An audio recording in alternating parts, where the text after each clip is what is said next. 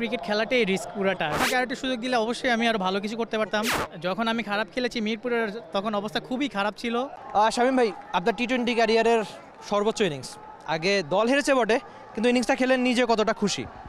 অবশ্যই, কারণ আমি অবশ্যই হ্যাপি, বাট টিম জিতলে আর একটু বেশি ভালো লাগতো।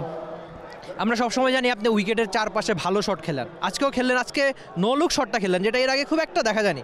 তো প্র্যাকটিস অনেক বেশি করার ফলেই কি সফল, নাকি মনে হচ্ছে যে শামীম পাটোয়ারির ভাগ্য এবি পেলে ঠিকঠাক যাই করছেন তাই হচ্ছে? না না, অবশ্যই আমি প্র্যাকটিসে এগুলো অনেক ট্রাই করি। আই থিঙ্ক আপনারা ফলো করেন না ওইভাবে, বাট প্র্যাকটিস থেকে এগুলা।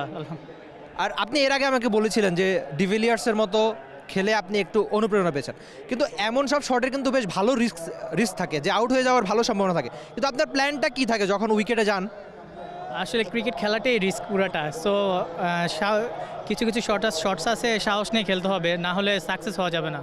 আচ্ছা, আপনি যখন টি-20 ক্রিকেটটা শুরু করেছিলেন তখন ভাবা হচ্ছিল যে বাংলাদেশের টি-20 ক্রিকেটের সেরা ব্যাটারদের একজন হবেন আপনি, কিন্তু তারপর একটু খারাপ সময় গিয়েছে, কিন্তু আমরা দেখেছি যে সম্প্রতি আপনি ফিরেছেন, বেশ ভালোভাবেই ফিরেছেন, উইন্ডিজে বেশ ভালো করেছেন, এই বিপিএলটা একেবারে খুব ভালো কাটাচ্ছেন।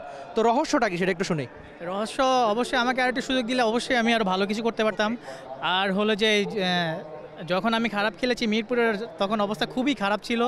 এটা শুধু বাংলাদেশ না, এটা ওয়ার্ল্ডের সবাই দেখেছে। সো ওভারঅল আই থিঙ্ক ভালো করছি, আলহামদুলিল্লাহ। তবুও বাংলাদেশের হয়ে কিন্তু সবচেয়ে বেশি 200+ স্ট্রাইক রেটের ইনিংস কিন্তু আপনারই। তো ছোট্ট একটা ক্যারিয়ার, কিন্তু মনে হচ্ছে কিনা যে শামীম হোসেন পাটোয়ারিকে যদি আমি বাংলাদেশের টি-20 সেরা ব্যাটার বলি, একটু কি ভুল হবে? আপনার ভাবনাটা কি? না না, আসলে সেরা না, এখনও অনেক কিছু বাকি আছে, আমার দেশকে অনেক কিছু দেওয়ার বাকি আছে।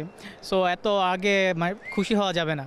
আর তার মানে এই খুশিটা ধরে রাখার জন্য, বা আপনার মনে হচ্ছে কিনা যে আপনি মাঠে পরিশ্রমের কথা বলছিলেন, যে পরিশ্রমটা করছেন তার ফলেই আপনি মাঠে সফল হচ্ছেন?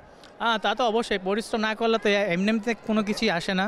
আর অবশ্যই পরিশ্রম করতেছি ইনশাল্লাহ। টুর্নামেন্টের শুরুতে যে প্ল্যানটা করেছিলেন, এখন পর্যন্ত দাঁড়িয়ে মনে হচ্ছে কিনা ওই প্ল্যানটা ঠিকঠাক ছিল? নিজে তো সফল হচ্ছেন ব্যাট হাতে। আসলে দেখেন, আমি যেখানে ব্যাটিং করি ওইটা কোনো প্ল্যান করা ডিফিকাল্ট, আপনারা জানেন, কারণ যদি আর্লি ব্যাটসম্যানরা ভালো খেলে তখন আমার অনেক টাইম কম থাকে। সো আসলে আমি সিচুয়েশন বুঝে আমার করতে হয়, খেলতে হয়। ফাইনালের সুযোগটা কিন্তু এখনও টিকে আছে, কি করবে শামীম পাটোয়ারি তার দল? হ্যাঁ ইনশাল্লাহ, এখনও অপরচুনিটি আছে। সো আমার এখনও ইনশাল্লাহ দোয়া করুন সবাই। Thank you so much brother, সামনের জন্য অনেক বেশি শুভকামনা। শামীম হোসেন পাটোয়ারি ছিলেন টি স্পোর্টসের সঙ্গে, জানালেন আশার কথা, স্বপ্নের কথা। টুর্নামেন্টটা দারুণভাবে শুরু হয়েছিল বটে, তবে ওই অর্থে রাঙাতে পারেননি, এখন পর্যন্ত তার দল হেরেছে আজকে। তবে একটা সুযোগ থাকছে, কেননা চট্টগ্রাম যদি জিতে তাহলে পরের ম্যাচটা তারা ঠিকই ফাইনালে যাবে, একটা সুযোগ এখনও রয়েছে। তবে শামীম পাটোয়ারি তার টি-20 ক্যারিয়ারের সেরা ইনিংসটা খেলে জানালেন পরিশ্রমই তার সবচেয়ে বড় সাফল্য। তিনি যে মাঠে ক্রিকেটে ভালো করছেন, এর পেছনে রয়েছে তার একাগ্রতা, খেলাটার প্রতি ভালোবাসা আর প্রচণ্ড পরিশ্রম।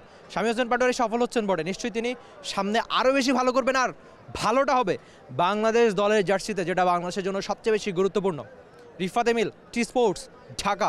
বাংলাদেশ প্রিমিয়ার লিগ 2025, 7টি দলের জমজমাট লড়াইয়ের মাধ্যমে পুরো দেশ দেখতে চোখ রাখুন টি স্পোর্টস নেটওয়ার্কে।